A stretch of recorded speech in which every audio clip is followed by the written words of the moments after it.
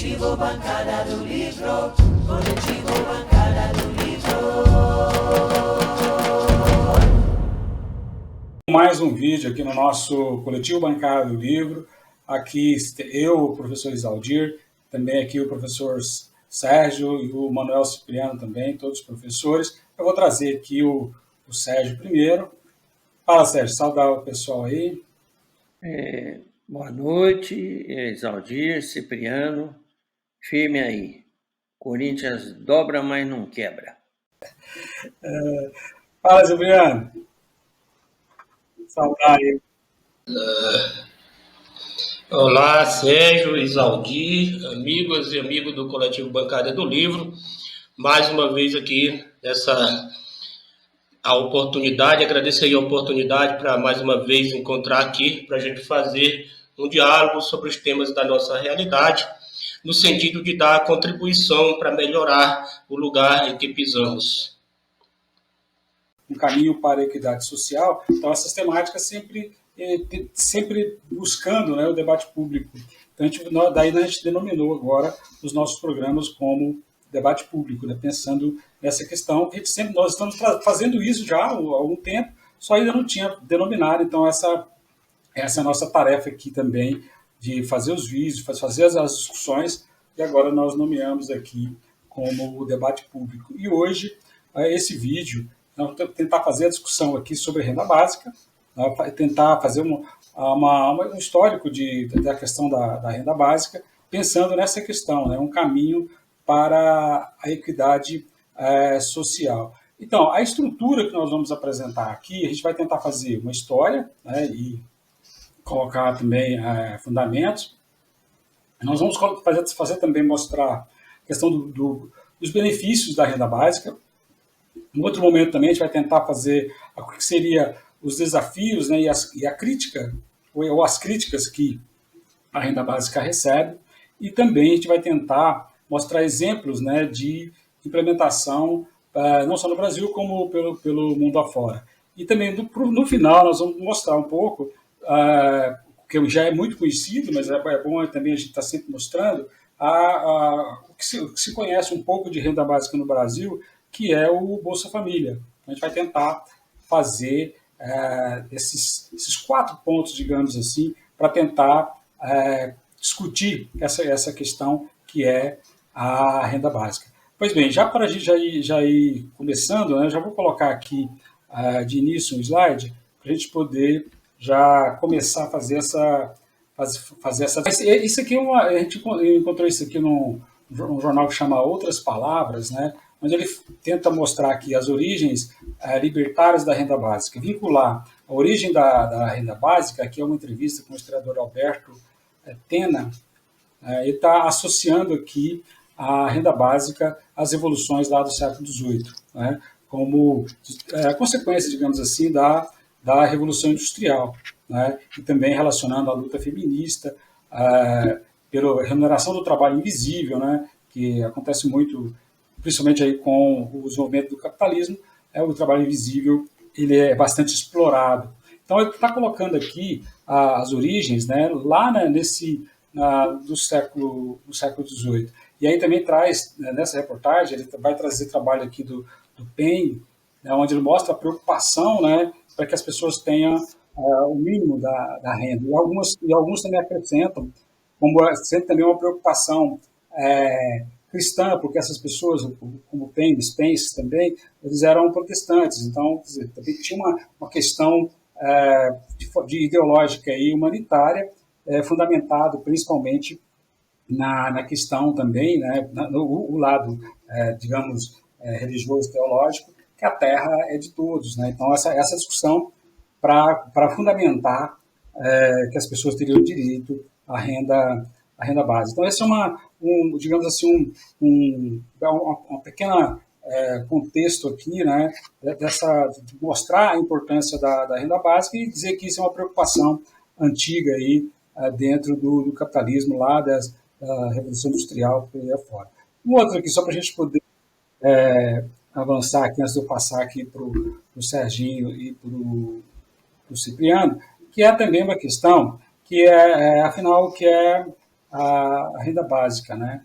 Então, e aí ele mostra umas classificações, ou isso aqui está num site que é Recivitas, não consegui muitas informações sobre isso, mas achei interessante, a classificação já estava bem colocada. Renda básica ela é incondicional, a renda básica ela tem que ser garantida, ela tem que ser cidadã e é necessário que ela seja universal. Então, entender isso como isso tem que estar no modelo. Né?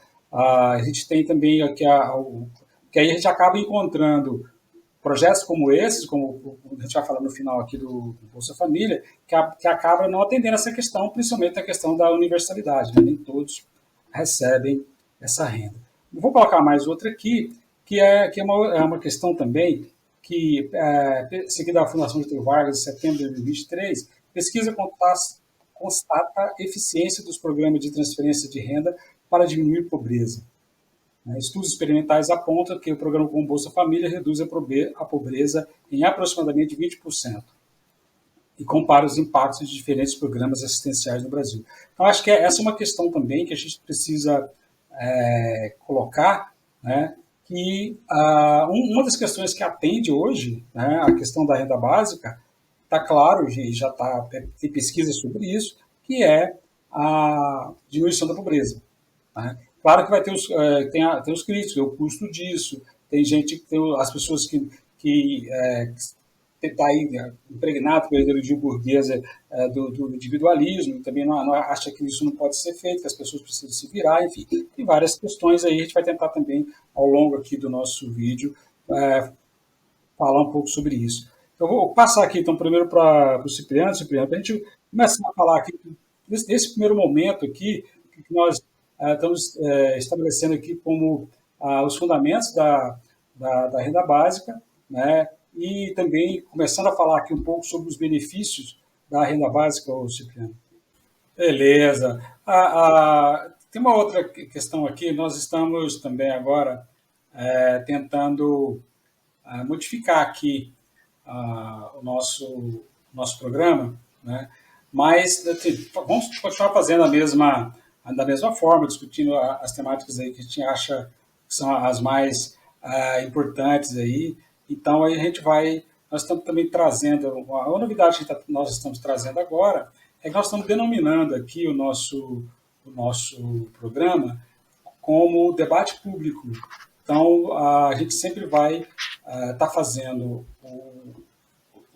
gravando os nossos vídeos, né, como o de hoje, renda básica. Então, Sérgio, Exaldir, amigas e amigos do Coletivo Bancada do Livro. Assim, o fundamento do ponto de vista político, né, é que as necessidades coletivas elas têm que se transformar em ações de Estado para encontrar a solução. Mas quando a gente busca um pouquinho aí a questão da solidariedade humana, como bem dito nos textos ilustrativos, há uma relação aí um pouquinho com o cristianismo, né, que quando você vê ali a questão dos evangelhos, Jesus ele pedia para cuidar do órfão e da viúva, né, ou seja, dos excluídos daquele momento da sociedade em que ele participou, naqueles 33 anos ali. Então, havia essa exclusão de órfãos e viúvas e a necessidade de que esses sejam reconhecidos como pessoas. Aliás, ali, segundo as teorias, diz que é onde começa o primeiro princípio dos direitos humanos como algo universal, aí nesse discurso de Jesus. Né? Ora, e também dizer, né, que o ponto de vista da esmola ou da solidariedade religiosa, da fé, isso nem sempre é a solução para os problemas da exclusão no sistema capitalista. O sistema capitalista, de ver, ele exclui uma grande quantidade da participação da riqueza. Isso por si só, quando a gente vê ali já dando um pulo muito grande aí para os modernos aí, nos contratualistas e o liberalismo econômico, ali tem uma consideração que qualquer que seja a forma de Estado político criada, teria que assegurar a assistência social, né? Já vê ali como algo necessário aos menos favorecidos da sociedade.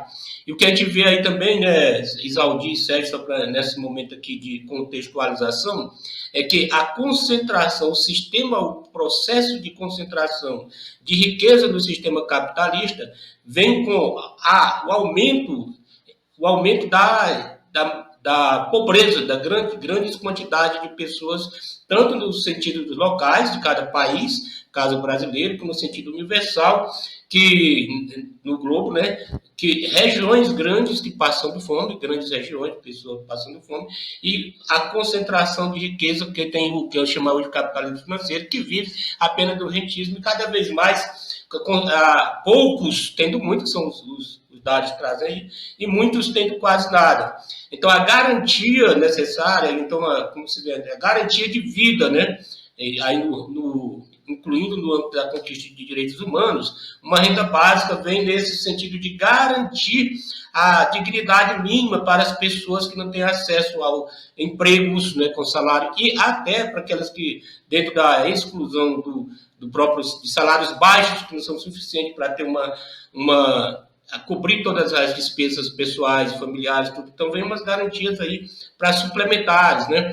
Então, quando se fala em renda básica, se fala nas condições mínimas necessárias para garantir uma dignidade às pessoas enquanto seres humanos. E é nesse sentido que a gente vê como isso vai se transformando. Aí nós vamos trazer alguns exemplos de solidariedade recente, como era a luta do Betinho, né, por alimento na mesa para as pessoas que passavam fome, e daí que vem. Então, transformação dessa solidariedade individual, particular, de grupos ou de religião, nem políticas públicas de garantia das condições mínimas de sobrevivência da pessoa.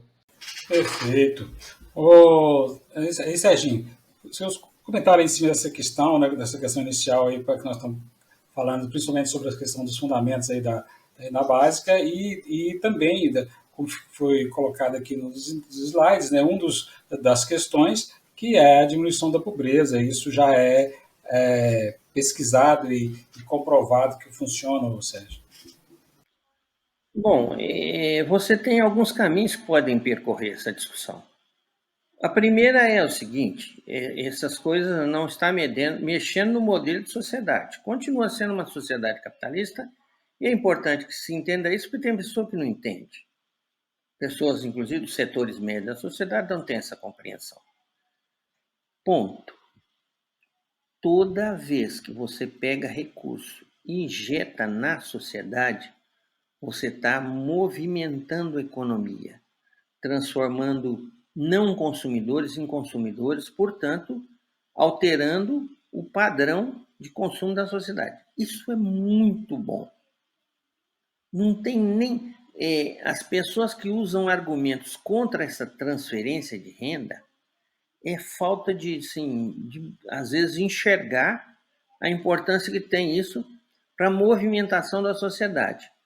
Pois bem, o que nós pensamos é assim, nós que somos aqui do lado cristão da humanidade e temos isso enraizado na nossa vida, fazer o bem sem olhar a quem. Nossa, isso é enraizado. Em qualquer crença religiosa sensata, isso é uma raiz. Todo mundo, quer dizer, ainda hoje os programas têm uma certa dificuldade. Mas imagine o que você botar renda na mão dos moradores de rua.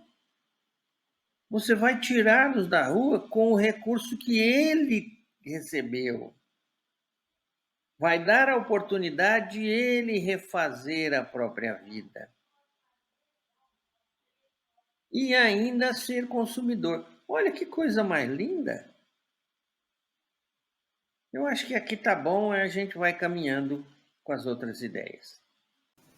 Perfeito. É correto, Serginho. Acho que é isso mesmo. Inclusive, a gente vai caminhar aqui agora também para aumentando essa discussão.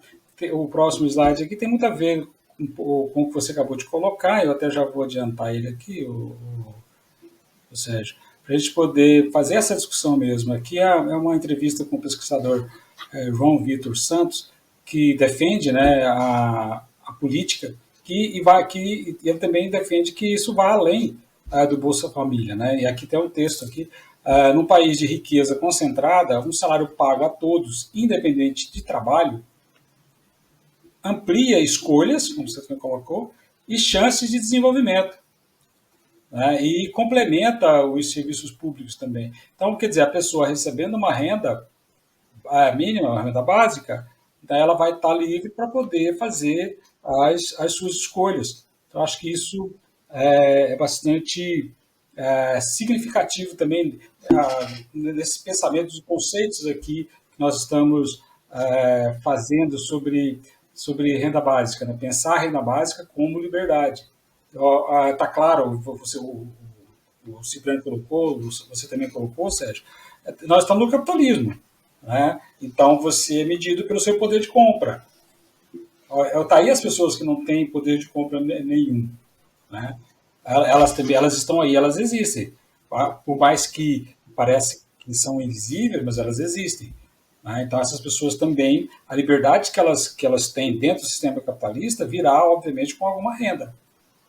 Então, isso eu entendi nesse texto, né, que isso também oferece às pessoas liberdade. Eu acho que isso também é interessante, Cipriano, a gente pensar também a renda básica como liberdade, Cipriano. Então, Sérgio, Isaldi, amigas e amigos do Colégio Bancada do Rio, eu queria começar aqui até trazer um poema e a música do Luiz Gonzaga, né? Aí ele fala assim: quando se fala em esmola, a necessidade de ter garantias de direito. Ele diz mais ou menos assim: seu doutor, uma esmola a um homem que é são, ou lhe mata de vergonha, ou vicia o cidadão. Dizendo que não é necessário, então, que a gente pensar que a renda básica ela vem no campo do direito, né? É um direito que a pessoa tem, não está recebendo algo como esmola, mas sim está acessando ao direito que ele tem, que é a vida digna e a sua liberdade. Isso traz, porque, como ele diz, como vicia, torna a pessoa vinculada a uma certa... Isso não dá liberdade, também não dá garantia de que aquilo ele vai ter todos os dias, né? E a renda básica ela vem como garantia legal, jurídica e da função do sistema estatal dentro dessa composição do sistema capitalista, que é de integrar a pessoa ao funcionamento da sociedade, né? E garantir como direito. É por isso que vem fomentar a própria liberdade de dizer o que eu posso fazer, como eu vou me comportar com essa garantia mínima recebida, né?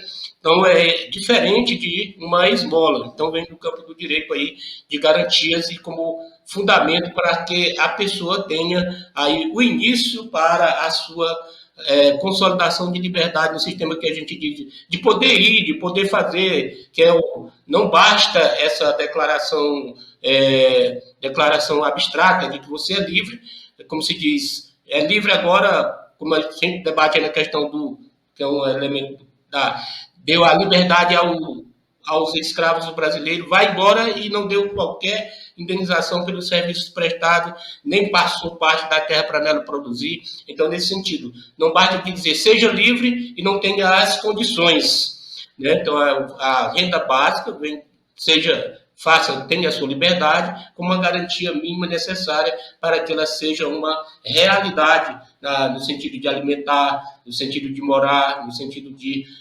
vestir e tudo mais, essas condições básicas para a existência humana. Correto, acho que exatamente vincular isso, né, com essa possibilidade.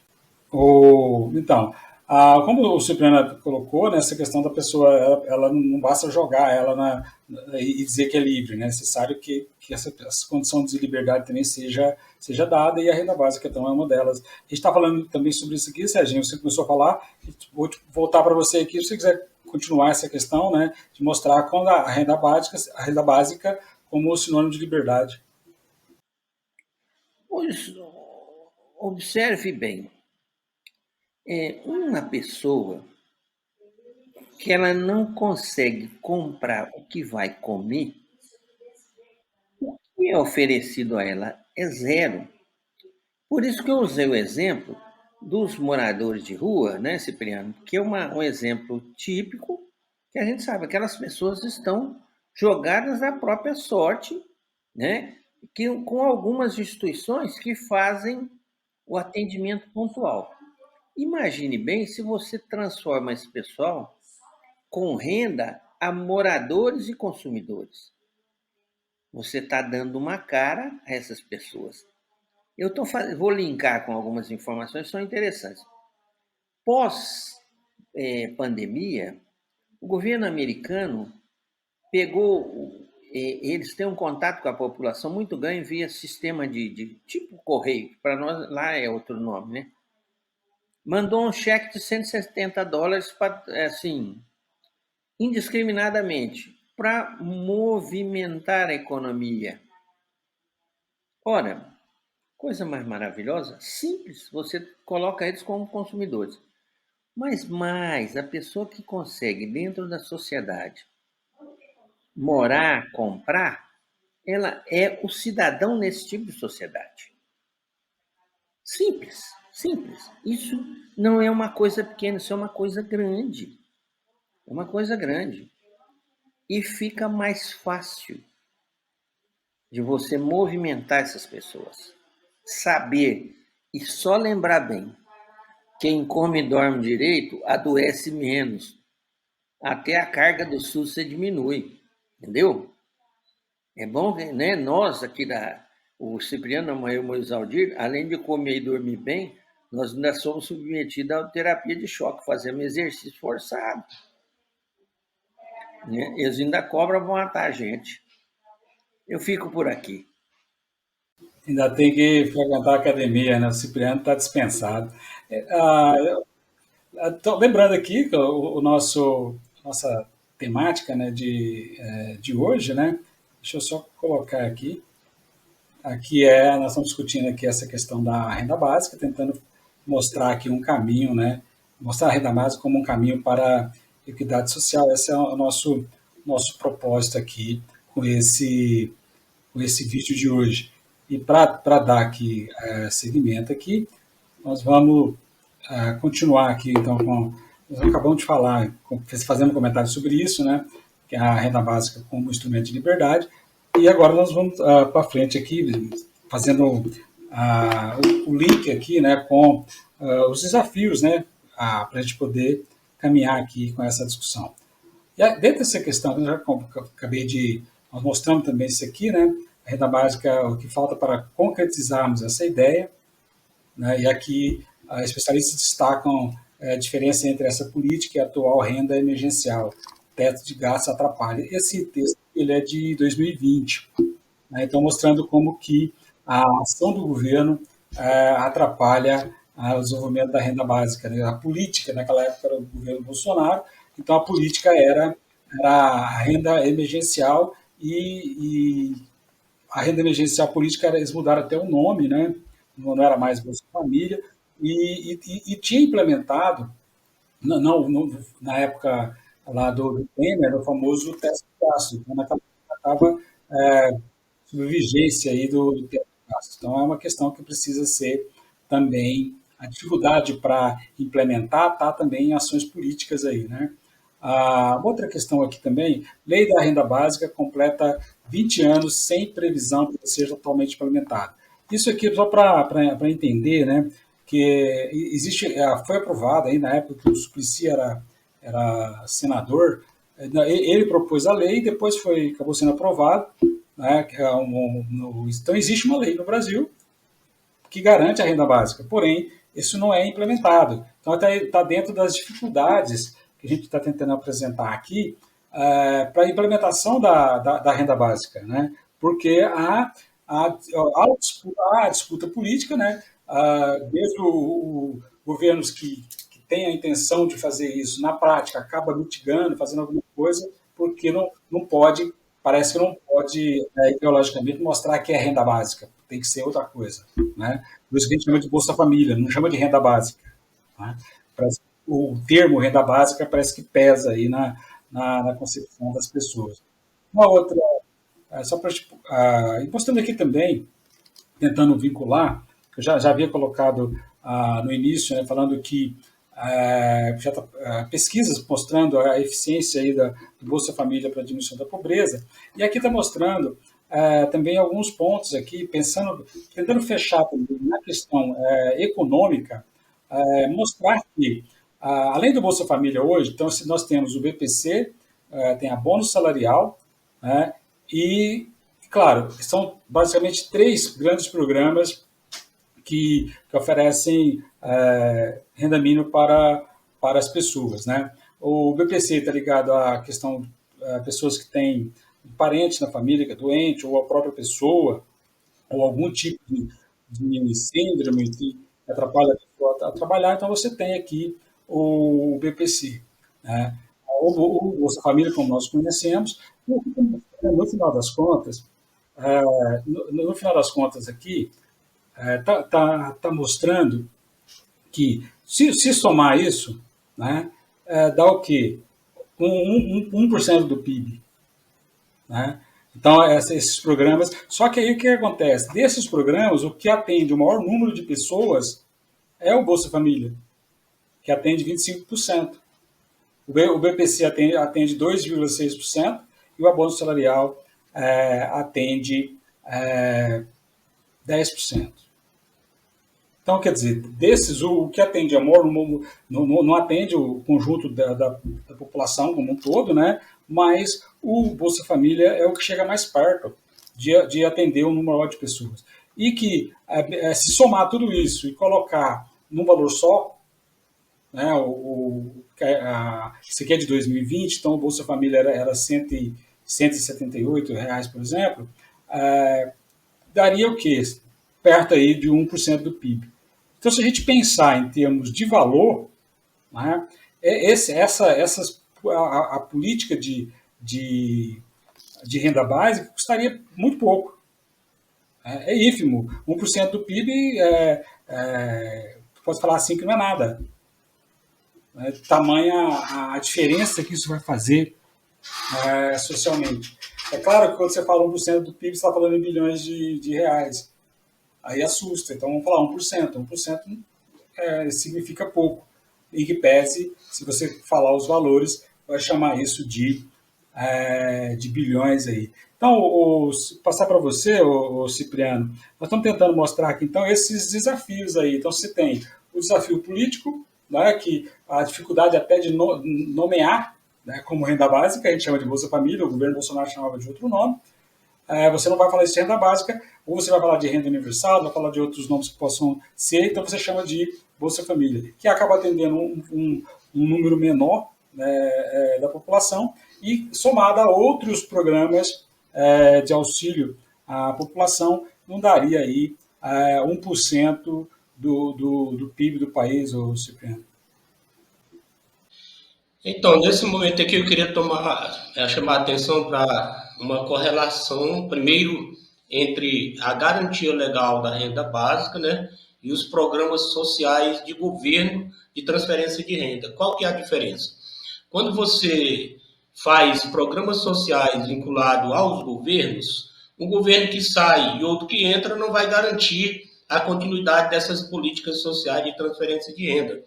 A renda básica, enquanto legislação, enquanto aprovação política de Estado, ela obriga, pela disposição legal, obrigatoriedade legal, que os governos seguintes cumpram essa legislação que é política de Estado. Isso é a garantia melhor, né? E outra coisa, quando se compara a questão do percentual do orçamento público destinado às políticas de transferência de renda ou da renda básica legalmente, se fosse o caso, mas na prática hoje, e comparado ao percentual do orçamento público que é para garantir os juros da dívida, né, os encargos de dívida, ou seja, o rentismo, veja a diferença monstruosa, né, que chega quase a 50% hoje, né, do orçamento vinculado a pagamento de juros da dívida.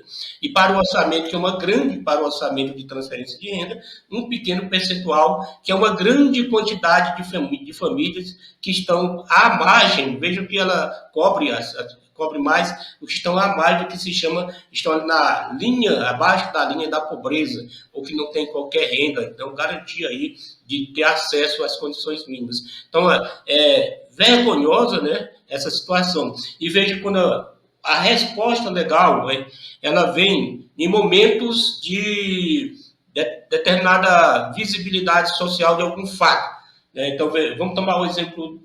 Agora nós temos aí, após pandemia, que teve a aprovação aí da lei das comunidades solidárias, que traz como política de Estado a obrigatoriedade para estados e municípios e o governo federal, uma política nacional, né, de ter essa alimentação para quem tem fome, que isso quer dizer, esse termo, quem tem fome, fome não só da alimentação propriamente dita, mas moradia e outras coisas, condições necessárias aí. Então, veja como implementar isso. Isso aqui então, tem a legislação, o exemplo atual, nós também aprovado, tem a legislação da renda básica há 20 anos e até então não implementada. A necessidade de transformar essas políticas de governo no cumprimento dessa renda básica. É o que eu queria trazer nessa reflexão de agora. Perfeito.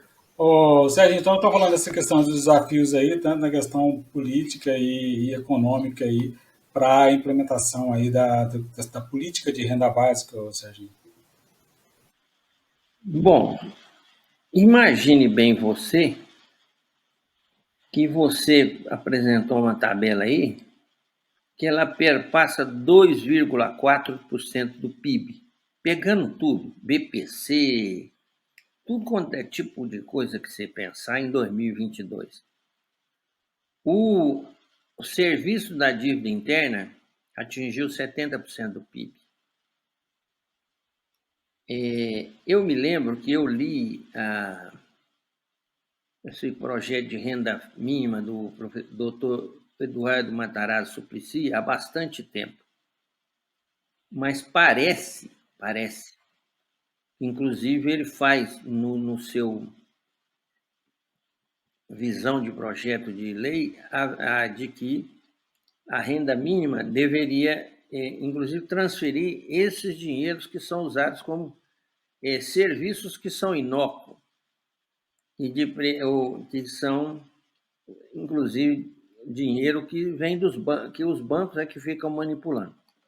Então, assim, não existe nada que possa se colocar contra uma ideia tão brilhante igual essa, que é possibilitar que toda universalize a renda para todo mundo. Não existe. Agora, digo bem, se fosse hoje, eu diria que com a correlação de força que há no Congresso, com a estrutura mental dos parlamentares que estão no Congresso, nós não conseguiríamos. O que nós temos hoje de transferência de renda é, inclusive, tirado a ferro e fogo, porque o pessoal lá está ainda no debate do discurso. Eu sempre levo na brincadeira, Cipriano e Zaldir, que é o seguinte: pode-se fazer o serviço de atendimento à pessoa, só não pode falar que isso é uma atitude de direitos humanos, que é a maior parte da classe média tem ojeriza do nome direitos humanos. Essa classe média esquisita, ensaboada que existe. Então, assim, nós estamos a um passo grande, porque, né, o Bolsa Família é um negócio interessantíssimo. Eu vou deixar para comentar no final. O senhor presidente aí do Zaldir, não é meu, mas é do Zaldir, foi lá no Sul ontem e ele fez uma estrutura de transferência de renda maravilhosa lá. Mas eu comento no final. Sim, claro, meu presidente é o presidente Lula, né, do meu partido e tal, tudo isso é nós, como se diz. Não, eu gostaria de fazer um comentário assim, também dessa questão, dessas dificuldades, principalmente as dificuldades que são no embate político. E até eu estava pensando em fazer uma comparação aqui, quando teve o novo ensino médio lá, na época lá que o Temer, né, o Temer não sabia o que fazer para mostrar algum projeto, apresentaram para ele essa história do novo ensino médio e ele foi lá e pegou, fez o quê? Fez uma medida provisória, né, porque aí ficou como sendo dele. Mas já corria à época no Congresso projetos muito semelhantes ao que foi apresentado como o novo ensino médio. Inclusive, um dos projetos era um parlamentar do PT, um deputado federal do PT aqui de Minas Gerais. Então, quer dizer, se a ideia era fazer um novo ensino médio, então por que não aproveitar a lei que já estava no Congresso e ia votar? Não, eu preciso ser o pai da ideia, né? E aí o que acontece com a questão da renda básica, a meu ver, também, né, acaba caindo nesse embate. O Suplicy, enquanto senador, colocou a lei, depois a lei acabou sendo votada, então existe uma lei de renda básica no Brasil. Só que não é implementado, né? Então, certamente, quando isso vier, e é inevitável, eu acho que a questão da renda básica ela é inevitável, principalmente devido às mazelas aí do próprio sistema capitalista, virá com o nome de alguém. E não vai ser o Suplicy, com certeza virá uma emenda à Constituição ou alguma outra coisa para poder superar uma lei. Como aconteceu também no governo Bolsonaro, de trocar os programas de nome, enfim, apesar de que o orçamento era o mesmo, mas trocou os programas de nome. Então, essa dificuldade política. E aí eu quero só, para encerrar esse tópico, vincular também com o que o Cipriano acabou de colocar, que acaba virando projeto de governo, né? E não um programa do Estado, né? Quer dizer, é o governo que entra, ou vai maquiar, ou vai acabar com o programa que existia, né? Então, essa é uma questão também que daí a dificuldade de implementação de uma renda básica concreta, porque tem essa disputa da paternidade, né? Quem que vai ser o revolucionário que vai estabelecer renda básica no Brasil. Então, eu acho que essa é uma questão também que eu vejo, né, que tem a ver aqui nessa discussão. Um outro tópico aqui, para a gente avançar, as formas, os modelos, né? Então, a gente vai tentar mostrar aqui como que isso foi colocado em outros lugares do mundo, e no Brasil também, que a gente conhece o Bolsa Família, né? Então, vou só trazer aqui. Aqui estou tentando retomar aqui um slide que eu havia colocado inicialmente, mas é proposital mesmo para a gente poder vincular agora com essa outra discussão de como é que isso é organizado no mundo. Então, falando que a renda básica ela é pensada, né, articulada nesses 5 pontos que eu havia colocado inicialmente: universalidade, né, incondicionalidade, né, ela não pode exigir contrapartida, né, de quem recebe, né, pagamento em dinheiro, né, não pode ser o pagamento em bens, né, ou sei lá, em produto, como queria o Milei lá na Argentina, né, que os empresários pudessem pagar com os seus produtos o salário dos funcionários. A renda também ela tem que ser individual, né, que beneficiará o indivíduo, né, e não a família, que aí é um outro conceito também que nós temos no Brasil, né, acaba sendo também uma coisa pega por família e não pelo indivíduo. E a periodicidade, né, que deve ser regular, né, não pode ser como aconteceu na época lá da pandemia, né? Não, 6 meses vai pegar R$600, depois tem os taxistas vão pegar isso. Não, então, aí os princípios aí não dá para vincular isso como sendo renda básica. A gente apresentar aqui como que isso aparece também em outros lugares do mundo. Na Finlândia, né, que é bastante conhecido, entre 2017 e 2018, o governo finlandês pagou €560 mensais, que atualizado seria R$3.000 aí, para 2.000 pessoas. Então, também na Finlândia também não é universal. No Quênia, né, também tem esse propósito aí, né, instaurou em 2017 essa experiência de renda básica. No Alasca, lembrando que o Alasca faz parte aqui dos Estados Unidos, o Estado americano do Alasca, a experiência com renda básica é uma exceção em relação a outros casos, isso porque é um caso permanente e universal. Então, renda básica mesmo, né? Todos recebem, independente da renda que tem, né?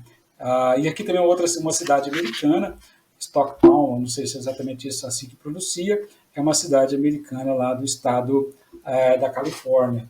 Então mostra que isso também está lá no berço do que seria, entre aspas, exemplo aí de capitalismo que é os Estados Unidos, né?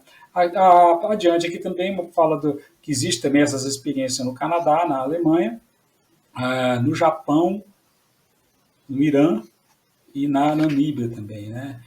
E aqui no Brasil, né, que é a experiência que a gente conhece assim um pouco mais, tem um pouco mais experimentado, digamos assim, e continuidade, que é o caso lá da cidade de Maricá, no Rio de Janeiro, né? A referência de Maricá é por receber royalties do petróleo, né? Grande parte do petróleo produzido no Brasil sai lá das bacias lá próximo a Maricá, no Rio de Janeiro. Então essa política também ela que é destinada a pessoas que recebem até 3 salários mínimos e que moram na cidade há pelo menos 3 anos, né? Essa é a regra aí de 2024. Então, quer dizer, também tem essa questão de não ser universal, né? Então tem um limitador aí, um limitador de renda que é até 3 salários mínimos. Pois bem, o Cipriano, para a gente poder então continuar, gostaria de você comentar aí, então, mostrando aí, nós estamos falando dessas experiências, né? E a gente falou dos desafios, agora eu vou mostrar aí essas experiências, esses modelos aí, que existe uma realidade que está no mundo inteiro, né? Você está falando do Japão, você está falando da Namíbia, aqui na África, né? Você está falando da América do Norte, né? Você está falando da Europa, você está falando aqui do Brasil, América do Sul, enfim, o Cipriano. Então, nesse momento que se percebe a experiência, a necessidade de uma renda básica, ela se tornou uma exigência em todos os cantos do globo, né? Percebe-se que há necessidade de garantir as condições mínimas para a existência. Veja que no sistema capitalista se trabalha muito a valoração do individual, mas pegando o exemplo das formas de transferência ou de auxílio complementar, o critério básico de renda por família, às vezes não, em alguns casos, prejudica o auxílio àquele necessitado, que é o indivíduo. Vamos começar com base na realidade social. Não há uma grande quantidade, principalmente de mulheres, que vivem do serviço doméstico não remunerado, não teve contribuição. E, ao mesmo tempo, por não ter onde morar, passa a morar com parentes, principalmente filhas ou filhos, né? E, utilizando a renda básica da família, ela fica excluída do benefício do BPC. São casos reais que devem ter a discussão, né, porque lá divide-se a renda pelos membros da família e ela, que não teve uma vida dedicada a um trabalho não pago, que nós chamamos no início, não remunerado, né, trabalho invisível, né, ela não teve contribuição, estaria como uma potencial beneficiária, pessoa, né, do BPC, no critério familiar de condição para a inserção no programa, usa-se o conjunto familiar, a renda, né, que tem ali de um só membro, que ela está vivendo ali, embora pode ser o termo de favores, que não teve também hoje, e não entra no benefício. Então, isso é uma questão que deve ser, faz bem ser, aí o critério de ser com vista no indivíduo, para que ele tenha essa garantia. A incondicionalidade do benefício, por um lado, ela vem no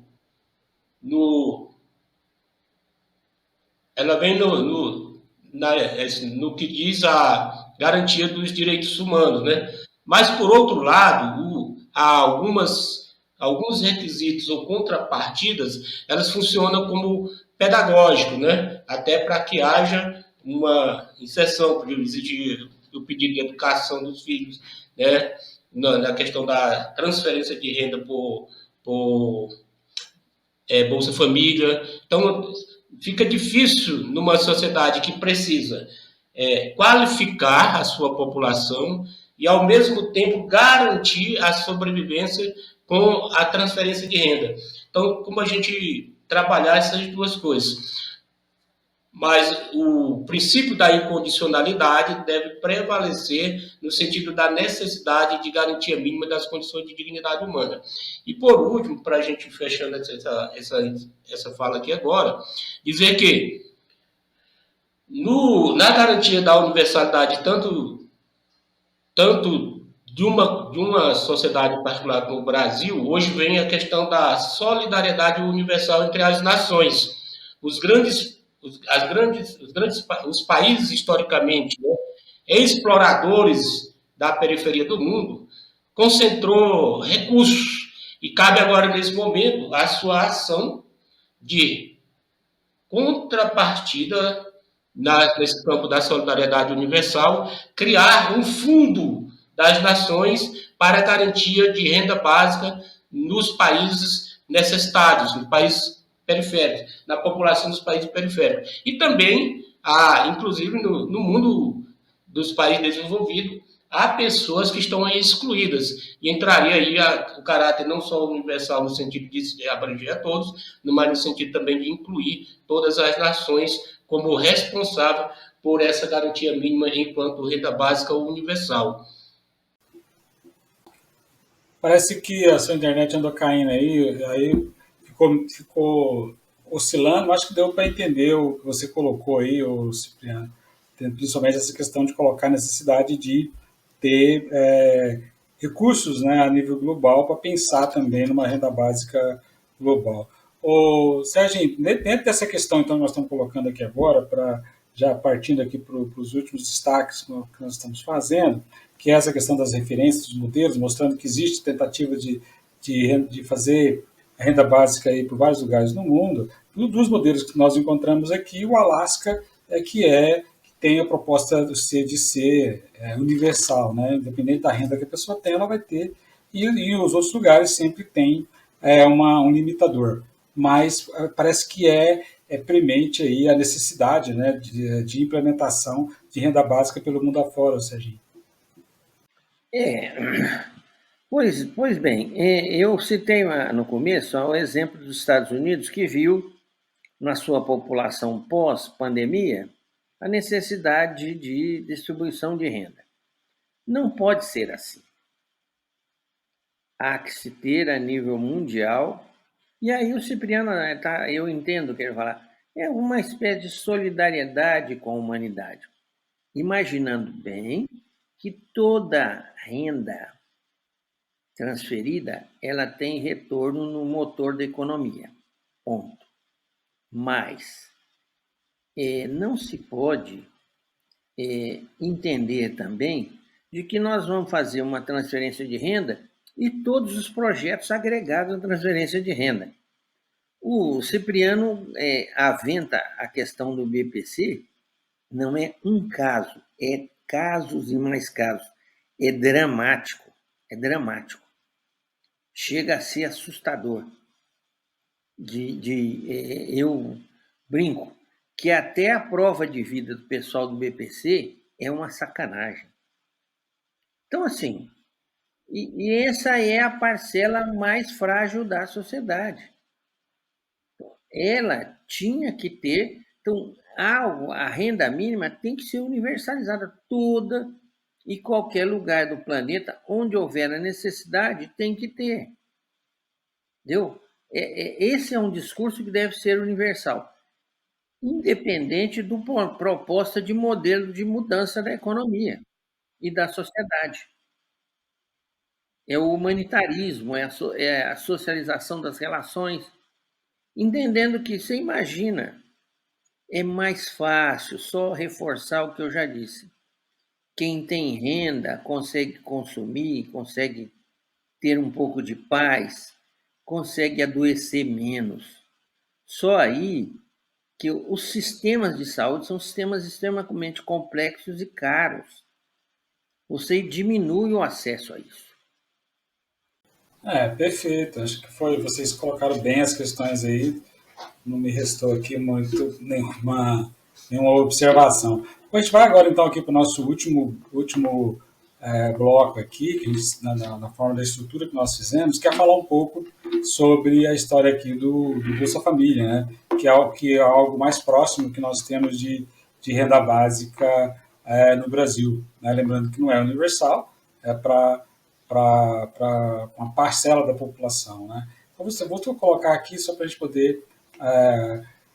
como surgiu o Bolsa Família. O programa Bolsa Família, BPF, conhecido popularmente como Bolsa Família, é um programa federal de transferência de renda de forma direta para famílias brasileiras mais socialmente vulneráveis, com os objetivos de combater a fome, a pobreza extrema e a desigualdade. Foi criado em 2003, quando então o presidente Lula, né, o primeiro mandato lá do Lula, resolveu unificar os outros programas sociais que existiam na época, né, Bolsa Escola, Bolsa Alimentação, Bolsa Gás, e aí dessa união resultou então o programa Bolsa Família, virou uma lei em 2004. Foi revogado no governo Bolsonaro, e aí criou uma outra lá, que eu nem queria falar o nome, mas eu vou falar aqui, e instituiu o Auxílio Brasil, né? E agora, em 2023, com a retomada do Lula ao governo, restituiu-se, né, o Bolsa Família, também, claro, com uma lei, para poder funcionar aí como transferência de renda. Bom, e como é que funciona? Como ele possui aí esses 3 grandes objetivos, né, que é combater a fome, garantindo segurança alimentar por meio de transferência de renda às famílias, incentivar as famílias a contribuir para a interrupção do ciclo de reprodução de pobreza, ingressar ao mercado de trabalho, promover o desenvolvimento e a proteção social das famílias em situação de pobreza, né, garantir direitos básicos, como saúde, educação, segurança, para atingir essas condições aí estabelecidas no conjunto aí do programa, né? Pois bem, aí as condições para a pessoa participar, por isso que ele não é universal, né? Então, os beneficiários precisam encaixar em algum requisito e também assumir alguns compromissos, né? Então, ele não é incondicional, né? Então, a pessoa também tem que ter alguns compromissos. A renda média da família deve estar em torno de R$ 218 por mês por pessoa, né?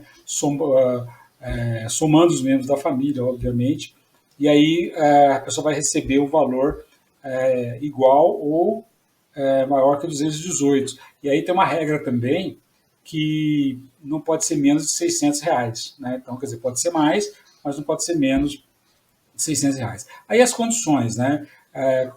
Cumprimento do calendário nacional de vacinação, acompanhamento do estado nutricional para os beneficiários menores de 7 anos, realização de pré-natal das gestantes, é necessário que a família esteja inscrita no cadastro único, no famoso CAD, né?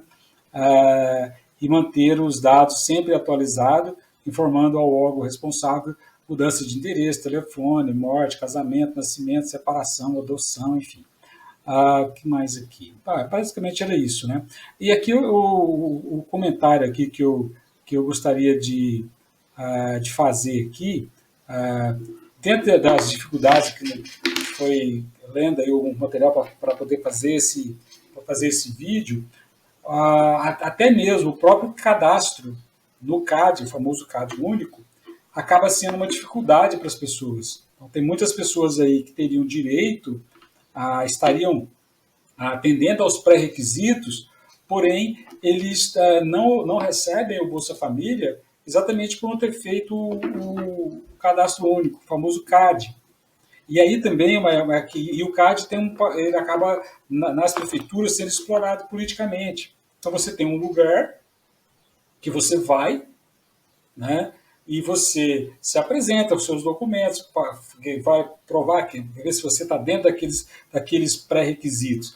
Bom, isso é o CAD único, ele funciona para o Bolsa Família e funciona também para outros programas. Então a pessoa tem que passar por essa cribagem aí. Tá? Não passando por lá, você não existe no sistema, digamos assim, para receber benefício. Então isso é uma limitação para as pessoas, né? Que é acessar o CAD único. Pô, depois que você acessa, e aí que você recebe geralmente é o cartão, né, lá do Bolsa Família, aí o município acaba também criando outra forma de assédio a essas pessoas, né? Que é para receber, você vai receber o cartão, é um outro lugar que você vai na prefeitura para você poder receber o cartão. Então, você tem toda uma sorte aí de assédio em cima dessas pessoas, que também acaba colocando a dificuldade para essas pessoas terem acesso. Né? O CAD único como dificuldade para isso. Então, existem pessoas que não têm condições de ir aonde está, né, a repartição que funciona o CAD único. Então, eu gostaria de fazer aqui esse comentário aqui em cima dessas dificuldades aqui do Bolsa Família.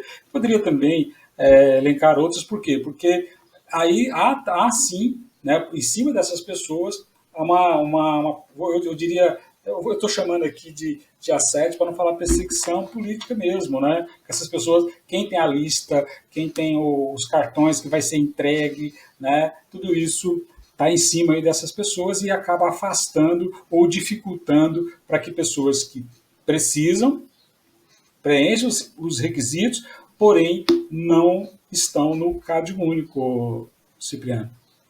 Estou falando isso para a gente poder encerrar aí sobre essa questão do Bolsa Família.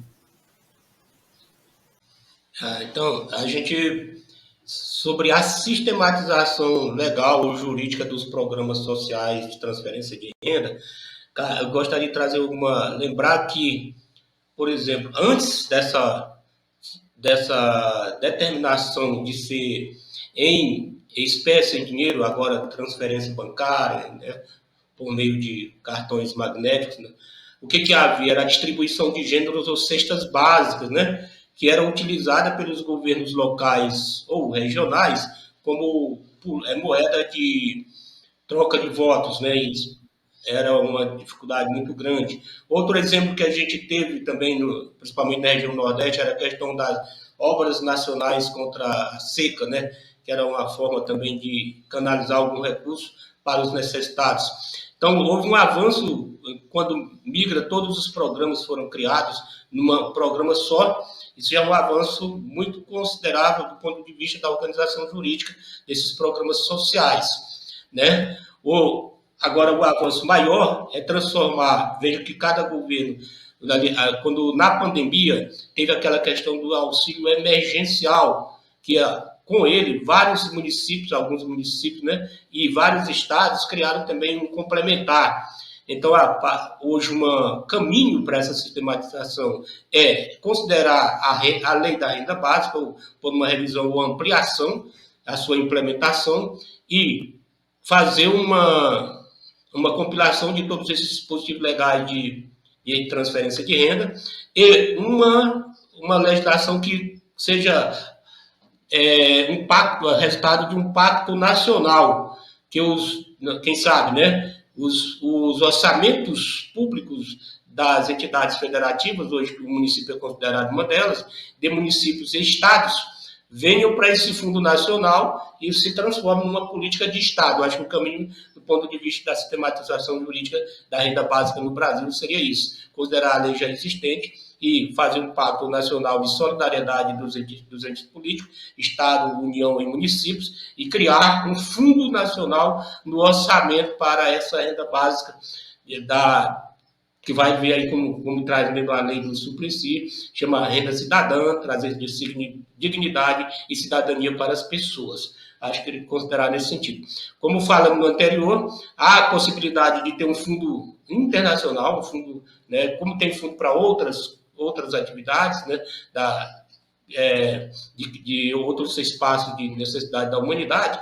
Uma dessas é necessária, até porque estamos vendo também os efeitos da pandemia, que aumentou a carência de pessoas de condições mínimas, uma água, um lugar para tomar banho, qualquer coisa simples que pareça que pareça que traga mais dignidade e alimentação, principalmente moradia. Então, essa renda básica universal também pode ser criada a partir de um fundo. Veja que houve só fechando, nós estamos falando não é de transformação do sistema capitalista, mas reconhecendo que houve um acúmulo, né, do sistema capitalista de recursos financeiros, de dinheiro na mão da patrimônio da humanidade, que é produto da riqueza do trabalho de todos, né, na mão de poucos. Então, essa redistribuição entraria aí como um fundo internacional, um fundo universal, que isso começa pelos estados particulares, criando essa universalidade na particularidade de cada estado da renda básica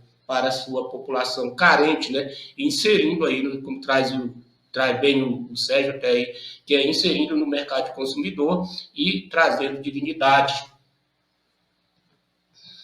Perfeito. Ô, Sérgio, para a gente encerrar aí sobre essa questão aí o modelo, né, digamos assim, que implementa no Brasil, que seria próximo de renda básica, que é o Bolsa Família, né, que eu coloquei aqui ó, no históricozinho, e também como que isso representa e é importante, que é significativo aí, né, e já comprovado como sendo um programa que colabora aí para a redução da pobreza. Então, o Bolsa Família seria o nosso modelo de renda básica, Serginho. Bom, vou começar por uma questão simples. Acho que o Cipriano e o Zaldir citaram o negócio da época que distribuía a cesta básica. Eu sou um curioso por natureza e eu lembro que o caminhão da prefeitura de Uberlândia parava aqui perto de um centro espírita, aqui perto da minha casa, caminhão cheio de cesta básica, e despencava a gente de tudo quanto é bairro, comprava aquela cesta básica mais barata e tinha que ombrar ela. Imagine uma senhora que recebe BPC, que ajudava muito aí, comprava a cesta básica, tadinha, pedia para os vizinhos lá, parcelava a cesta básica para ir levando aos poucos.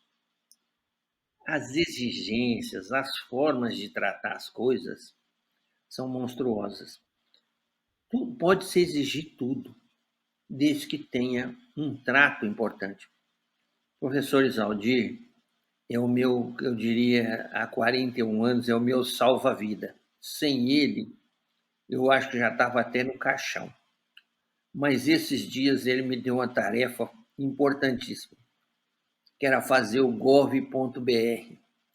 Cipriano, você não tem noção, isso durou 90 dias para fazer isso.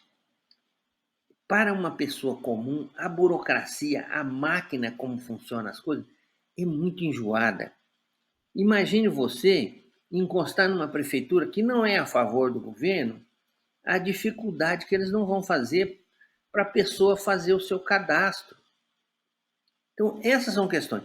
As exigências são corretas? São. Que seu filho esteja na escola. Se você tem um filho no ensino médio, olha que maravilha, ele ainda vai receber duzentinho, entendeu? Ao final do ensino médio vai estar acumulado numa cadeia de poupança R$9.000. Isso é muito bonito, isso é muito bom. Isso não é nada de ruim. Que a pessoa tome vacina. Isso é de fundamental importância, porque nós estamos vendo aí, né? Tem gente dando paralisia infantil, porque não tomou a vacina da paralisia, a da gotinha. Que até nós, né, que somos mais antigos, já tomamos vacina da gotinha. Quer dizer, não tem sentido. Agora, as exigências burocráticas elas têm que ser menor. Agora, o programa Bolsa Família, ele é irretocável. Não é possível fazer nenhuma crítica que seja pequena, porque sai o dinheiro lá da arrecadação e vai para a mão do povo. Não, todos os argumentos, fora esse da burocratização, da relação complicada que é chegar, porque teria que ser mais universal, o resto é balela. Balela, mas balela mesmo. E fora do Brasil, gente, qualquer país da Europa que aconteça qualquer coisa, o Estado corre e toca. Só para encerrar, eu esses dias estava de Uber, fui fazer uma consulta, na volta O motorista era um português que estava aqui, está voltando para Portugal. Aí eu conversando com ele, e aí, você já aposentou? Ele falou, não, estou com 64 anos, se tiver 65, eu não preciso provar que eu contribuí. Eu pego a minha aposentadoria. Porque o Estado português já tem um bolsão de recurso para fomentar a sua aposentadoria. Olha que coisa. Eu lembro só para encerrar agora mesmo, aquele ator, o Pedro Cardoso, que mora hoje em Portugal, ele disse, não, eu estou morando em Portugal para criar meus filhos lá, porque determinadas coisas que aqui no Brasil está no estágio 1, lá nós já estamos no estágio 10. Então, as reivindicações lá são muito além dessa simplória que nós estamos tendo aqui. Beleza, eu acho que a gente conseguiu cumprir aqui com o nosso propósito, né, de fazer essa discussão de renda básica, pegando esses eixos aí de história e fundamentos, benefícios da renda básica, os desafios, né, as críticas, os exemplos de implementação, e falar também um pouco aqui do Bolsa Família. Eu acho que nós conseguimos cumprir isso, e também lembrar aí as pessoas que nos assistem, né, está sempre compartilhando o nosso conteúdo aqui do nosso canal, Coletivo Bancada do Livro, né? Você sempre ajuda aí, curtindo, compartilhando, é a forma que o nosso canal tem para crescer. Agradecer sempre aí as pessoas que têm nos assistido. Para fazer as despedidas finais aí, ô Cipriano. Então, é só agradecer, né? Agradecer a oportunidade de estar aqui ao lado do Sérgio, do Isaldir, e de ter o acompanhamento aí das amigas e amigos do Coletivo Bancada do Livro, nessa discussão aí, que, aliás, hoje ela é tão importante que a gente trata de solidariedade, né? Isso não quer afastar, nós estamos aí caminhando para se transformar a solidariedade humana em políticas públicas, políticas de Estado. Isso não afasta a solidariedade particular, mas dá uma garantia, né, de que isso se torna algo permanente, que traz dignidade, né? Então, deixar esse abraço fraterno aí, e essa sinalização de solidariedade entre nós, e a esperança que, de fato, isso se transforme em algo que seja universalizado, né? E que, embora a sociedade brasileira, no caso nós, ainda exija algumas contrapartidas, a gente chegue a um momento que isso venha de forma incondicional, como garantia da simples fato da existência da pessoa enquanto detentora de direitos humanos, né? E é isso, e agradecer e até a próxima, e reforçar aí, mais uma vez, o que o Isaldir traz, de você compartilhar aí com as amigas e amigos, para que esse conteúdo chegue a mais pessoas. Valeu, obrigado aí, Cipriano. Serginho, suas considerações finais aí também. Um abraço, Cipriano, um abraço, Isaldir, e reforçar isso aí mesmo. Cada pessoa que nos assistir, se conseguir nos ajudar, pedir para que as outras pessoas também nos ajudem, nós temos que chegar a mais pessoas. Nós somos um grupo de lutadores que faz a coisa certa e pensa na coisa certa. Então, nós precisamos muito de ajuda. Beleza, Serginho, Cipriano, agradecer muito aqui a colaboração, a participação aqui do Cipriano e também do Serginho, que está sempre, nós estamos sempre juntos aqui na gravação aqui dos nossos vídeos aqui no Coletivo Bancada do Livro, sempre nessa perspectiva de fazer um debate público, um debate fundamentado e também sempre trazendo questões que afetam e que interessam aí o conjunto da população. Agradecer muito aí a todos e todas que nos acompanham. Coletivo Bancada do Livro, Coletivo Bancada